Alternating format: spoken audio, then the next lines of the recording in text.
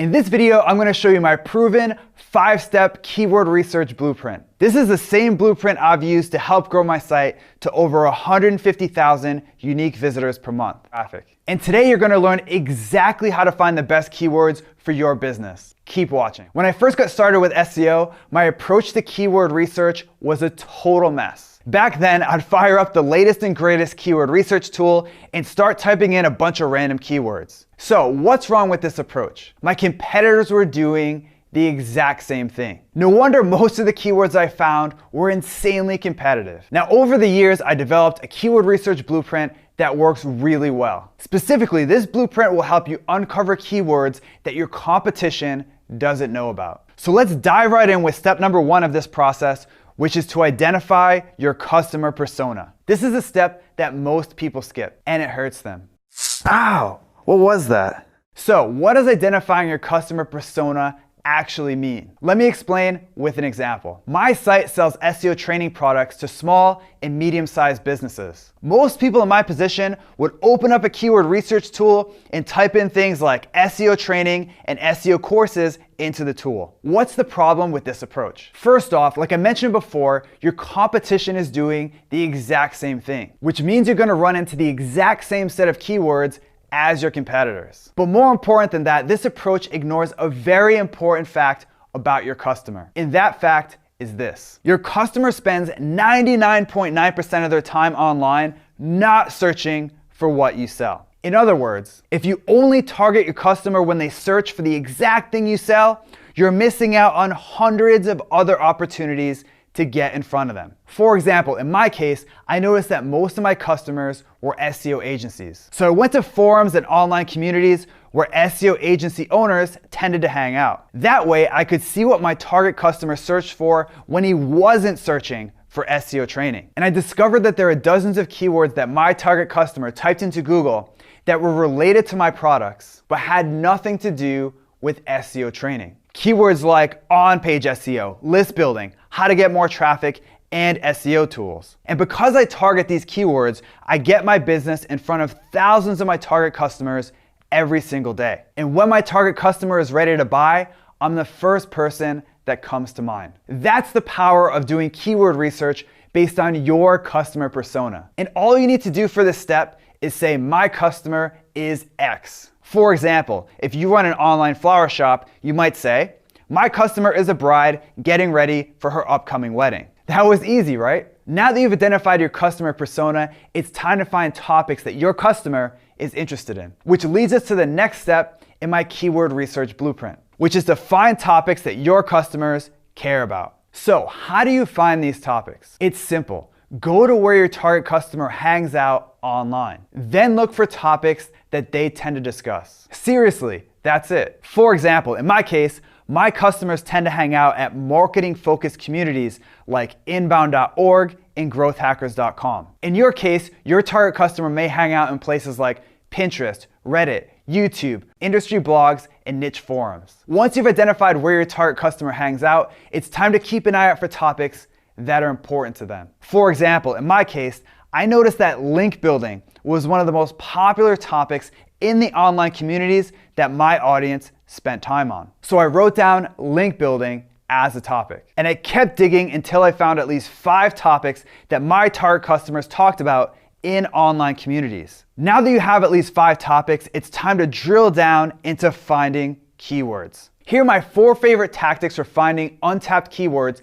that your competition doesn't know about. First, we have Google Suggest. To use this strategy, just head over to Google and type your topic into the search field. But don't press enter. Instead, take a look at the keywords that Google suggests for you. These are usually awesome long-tail keywords that you can go after. As a quick pro tip, try putting a few spaces before your keyword. This will show you a completely different set of keyword ideas. Next up, we have Quora.com. Quora is a massive community of people that ask and answer questions on every topic under the sun. All you need to do is search for your topic in Quora and see which keywords tend to show up. Our next tactic for finding keywords is to use Reddit. Like Quora, Reddit is a massive community of people that discuss every topic under the sun, from pets to politics. To use Reddit for keyword research, simply head over to Reddit and search for your topic. When you find a thread on your topic, keep an eye out for words and phrases that tend to come up again and again. These make awesome keyword ideas. Next up, we have Google's Searches Related To feature. To use this feature, simply type your topic into Google.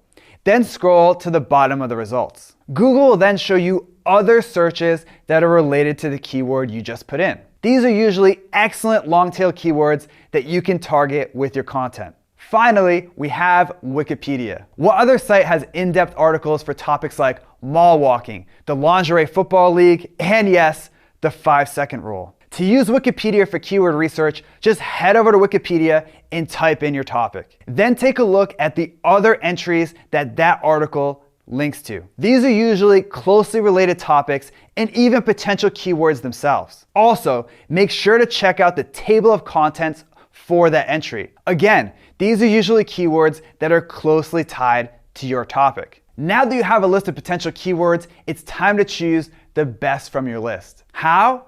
By analyzing each keyword's commercial intent. One of the first websites I ever built shot to the top of Google for my target keyword. And because that keyword got a ton of search volume, that single ranking helped that site generate over 60,000 unique visitors per month. All good, right? Wrong. Even though that keyword got a ton of searches, the people that searched for that keyword were flat broke, which made monetizing that traffic impossible. Sorry, dude, I'm broke.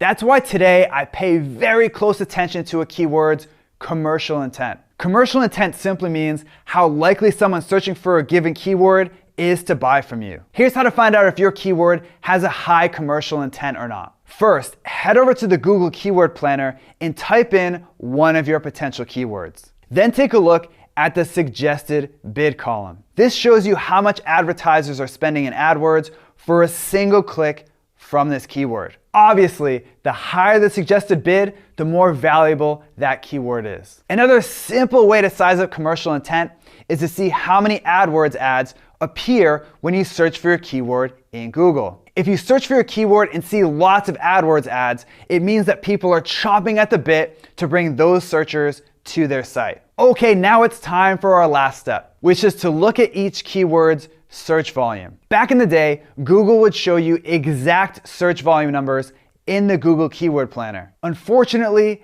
that ship has sailed. Today, unless you're running active AdWords campaigns, they show you an extremely unhelpful search volume range. So how can you see how many people search for your keyword? There are two freemium tools that get the job done. The first is semrush.com. To find a keyword search volume, simply type the keyword into SEMrush, and they'll show you how many searches that keyword gets every month.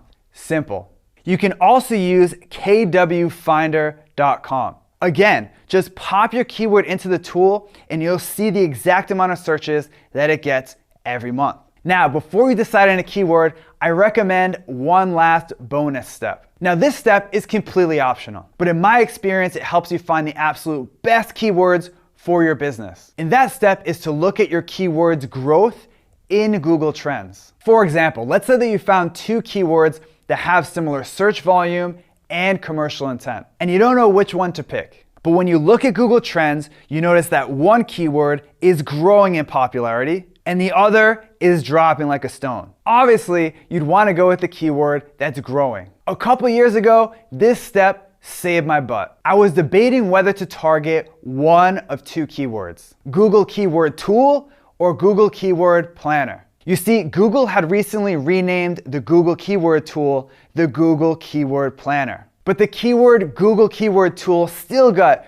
20 times more searches than Google Keyword Planner. So I almost pulled the trigger on Google Keyword Tool. That is, until I looked at Google Trends. That's when I noticed that searches for the Google Keyword Planner were skyrocketing, while searches for the Google Keyword Tool were steadily dropping. So I decided to go with the Google Keyword Planner, and it was a good move. I now rank in the top 5 for that keyword, and it's a keyword that's growing in popularity every day. Okay, so that's all there is to my 5-step keyword research blueprint. If you follow the blueprint, you should have a handful of excellent keywords that you can use. And once you have those, it's a matter of creating landing pages and content optimized around those terms. If you like this video, make sure to subscribe to my YouTube channel right now. It's easy. Just click on the subscribe button right here. Also, if you want exclusive SEO techniques that I only share with subscribers, head over to backlinko.com and sign up for the newsletter. It's free. Now I want to turn it over to you. Which step from this video was new to you? Or maybe you tried them all already. If so, you probably have a favorite technique that works well for you. Either way, let me know by leaving a quick comment right now. Okay, let's do it. I should just do that. Oh man, I can't, this is a tough one. Good? All right.